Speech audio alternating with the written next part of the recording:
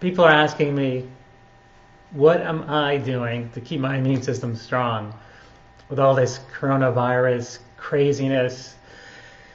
We're all a bit stressed out. People's businesses are closing, they're being laid off, schools closed, there's just a lot of uncertainty, disarray. And I thought I'd share with you a few tips of what I'm doing for my immune system, and maybe one or two of these that will make a difference in your life. My name is Dr. Tom Rofrano, founder of the Natural Medicine Clinic and author of The Free Diet. And I'm going to share with you a few things to keep your immune system strong because, well, healthy individuals aren't getting sick necessarily because if you think about it, say you have a few thousand people on a cruise ship, for instance, and only a certain percentage get sick. Well, you can be in the same room. Maybe one person will have the coronavirus, one person doesn't, and they're with them for like an entire week. Well, why isn't that one person sick? Why is only a certain percentage of people, like the cold, the flu, the coronavirus, when everyone is exposed to it, saying in a particular area, they're all exposed to it? Well, the reason is, how strong is your immune system? And that's what's key, because the risk to younger and healthy individuals remains low for getting the coronavirus, and for those older or with weakened immune system from pre-existing diseases like heart disease, lung disease, diabetes, etc., have a higher risk. So the goal is to improve and strengthen your immune system as much as possible. And if you have any questions during this, feel free to leave them below. I'll do my best to get to them. So the first thing is stress, okay, because stress can weaken your immune system, and fear also. So how do you handle that? What I find is real helpful. For instance, recently a few days ago they closed the gym that I work out at.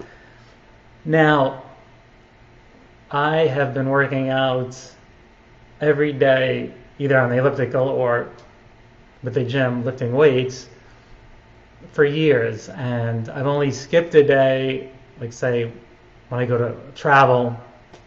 Once in a while I'll go to a conference or other types of traveling, and that's really it. But other than that, like I just don't skip a day. So every day I'm working out, and they closed the gym, so that was devastating. It was like someone pulled a rug out from under me, and I could have been really crazed about it.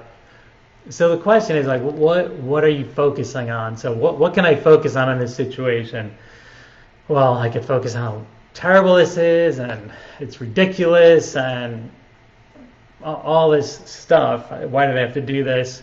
Why is this happening to me? Well, that doesn't help you. So what I did instead is say, all right, well, what does this mean? How can I use this? What can I do differently? What can I do instead?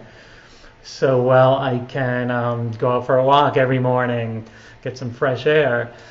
I can stretch out more. I can get some, do some things at home, like between bands and exercise balls and dumbbells and TRX trainer.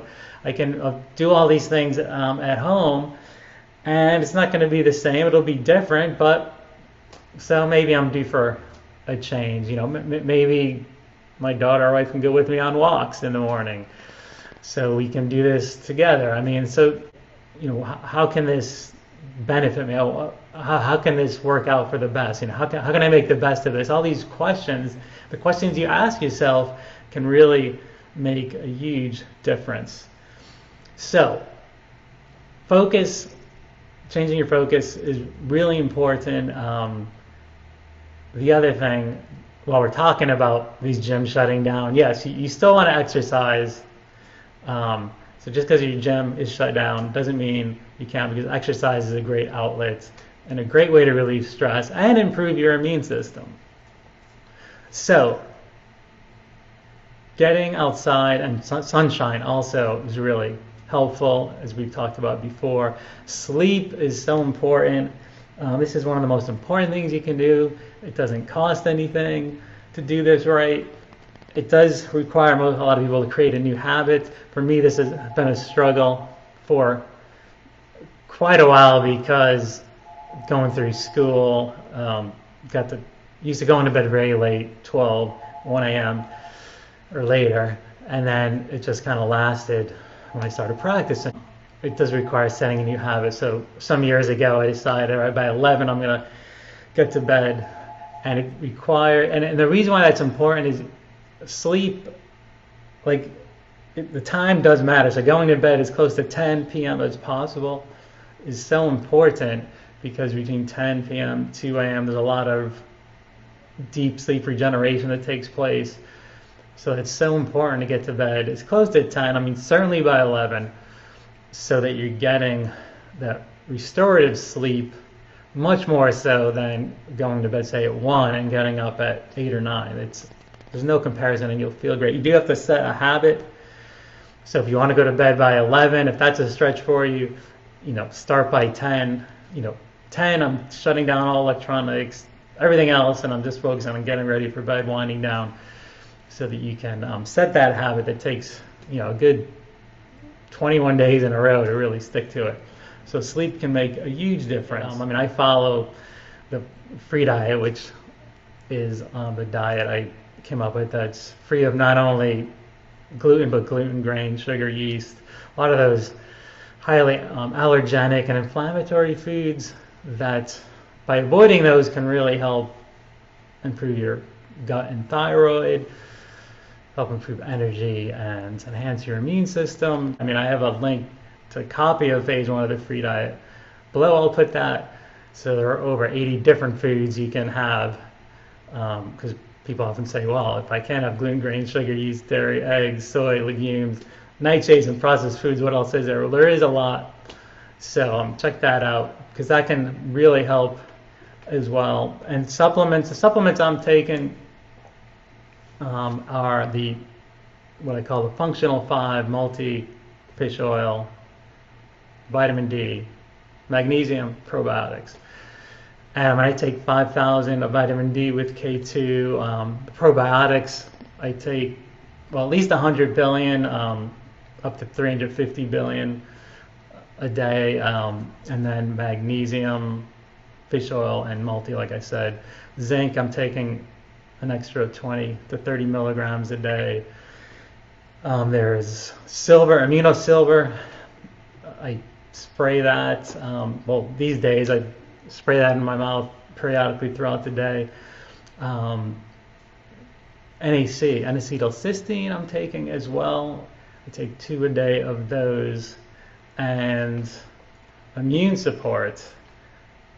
Immune support is something I don't take every day, but if someone around me is sick, or in heightened times like this, then I start taking it. Or if I feel like I'm coming down with something, I start taking it, and it's a great product for really reducing the onset or symptoms of, say, a cold, and the duration. And then vitamin C, of course. I've been taking 500 3 times a day, and then if someone does get sick, I recommend going up to 1,000 or 2,000 3 times a day. I take that with bioflavonoids, which I think is really important. Someone asked, are we going to be open during this time? Yes, we're going to stay open, and if you have any needs, you need anything, any questions, any supplements, anything like that, we are here during this time, so I'm more than happy to help you with what you need. And I would just say, see if you could take this time to really connect. Like I had a patient the other day who is from Manhattan, and she had to leave because they basically shut the city down, and she's an actress, so they shut down Broadway, and all the auditions, all the shows were shut down, everything was shut down. So instead of just freaking out about it. Well, initially maybe she did, but instead of seething in that, she got a flight down here, staying with her family. It's the first time, she said, in years that all her brothers and sisters and her parents have been together. So they're getting to spend some quality time in the fresh air and sunshine and really enjoying this time. So behind every cloud there's a silver lining. So really look for that silver lining in all of this, and I'm sure we'll come out better on the other side. So thanks for joining today, and look forward to seeing you next time. If you did want to get a copy of the free diet phase 1, I'll put that link again below, and we will see you next time. Take care and stay safe.